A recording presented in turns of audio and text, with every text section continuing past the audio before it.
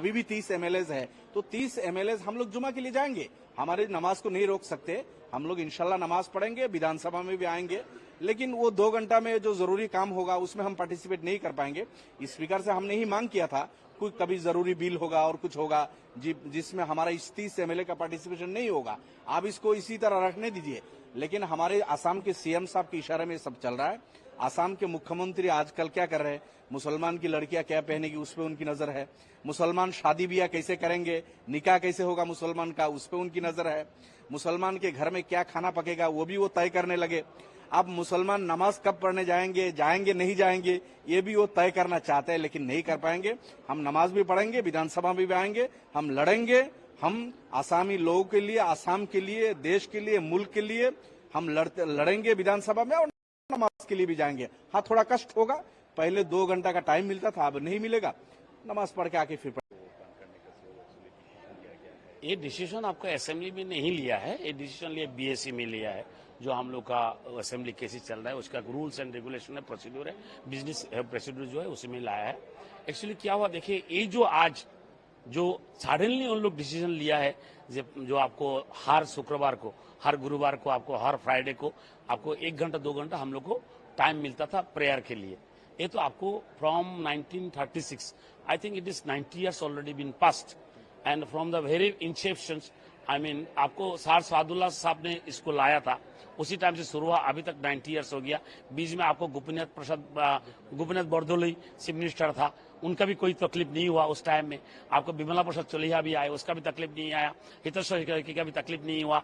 आपको प्रफुल्ल गौर महंत साहब 10 years chief minister, उनका भी तकलीफ नहीं हुआ।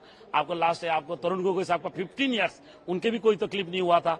लास्ट सर्बानंद सोनोवाल, ऑनरेबल सोनोवाल, उनका भी कोई तकलीफ नहीं हुआ। बीजेपी के गवर्नमेंट था, तकलीफ नहीं हुआ। लेकिन हम लोग का जो अभी chief minister, honourable chief minister Himanta Biswa Sharma का क्या तकलीफ है पता नहीं है, लेकिन लगता है जो मुसलमान का जहां आपको रिलीजियस पे तो जहां को मुस्लिम नाम मिटाने के लिए वो कोशिश कर रहा है, बात यही है। लेकिन आप ये सोच मत सोचिए, ये जो ट्रेडिशन है हाउस का, ये ट्रेडिशन आप ब्रेक करके क्या लाना चाहते हैं पता नहीं है। कहीं किसी का तकलीफ तो नहीं हुआ, 90 ईयर्स हो गया, आपका असेंबली चल रहा है, उसमें तो कहीं किसी का तकलीफ नहीं हुआ। आपका क्या तकलीफ है इस पे? आप लोग तो असेंबली के अंदर में आपको सेक्युलरिज्म मेंटेन करना चाहिए, कॉन्स्टिट्यूशनल आपको देखना चाहिए। आपको हक जो है, हर आदमी का रिलीजियस फेथ है, उनको प्रैक्टिस करने का उसका हर आदमी का होता है ना, दिल चाहता है।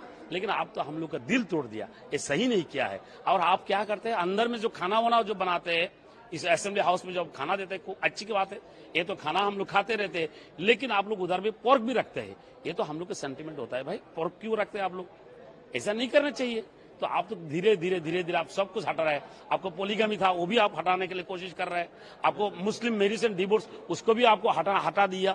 अभी क्या बाकी है भाई? जमीन थोड़ा था हम लोग का, वो जमीन जब हम लोग टाउन में ना आ पाए, कहीं पे आप जा नहीं सकते, मुसलमान को कितना सताए।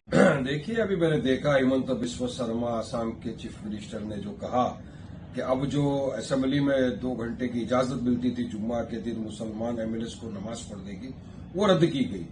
मेरा ये मानना है कि ये सरासर असंवैधानिक है, ये राइट टू प्रैक्टिस रिलीजन का उल्लंघन है और ये प्रथा 1937 से चली आ रही है। वहां पर अचानक से क्या हो गया आपको? देखिए, पहले भी बोल रहे थे, आज फिर मैं बोल रहा हूं कि जो बीजेपी सरकार है और हेमंत बिश्व शर्मा जैसे जो मुख्यमंत्री है, ये खुली तौर से मुसलमानों के दुश्मन है, ये एंटी मुस्लिम सरकार है। इनको हमारे खाने पीने से नफरत, हमारे कपड़े पहनने से नफरत, हमारे मदरसों से नफरत, अब नमाज से नफरत है। आड़े दिन हेमंत बिश्व शर्मा कुछ ना कुछ अनाप शराब बकवासबाजी करते रहते हैं, उसमें सब इन्होंने नमाज का ये कर दिया। अरे अगर 2 घंटे में मुसलमान इंसान जाता है जुम्मा के दिन, एक दिन हफ्ते में, और नमाज अगर उसने अदा कर दी, नमाज अदा करके आ गया, तो कौन सा ऊंट पहाड़ गिर जाता? नहीं, बिल्कुल सही कदम है, उनको ये स्वागत योग्य कदम है। पार्लियामेंट में भी किया गया भी, जब 90% हमारे जो भाई है वो जुमा नहीं जाते हैं, जुमे की नमाज में नहीं जाते, उनका जुमे की नमाज से कोई ताल्लुक नहीं है, तो जो लोग जुमे की नमाज जाना चाहते हैं वो जाएं, उन्होंने रोका भी नहीं है, वो जा सकते हैं। पर इसलिए कि हम नमाज को जाएंगे, आप बेकार बैठे, ये कहाँ का न्याय है?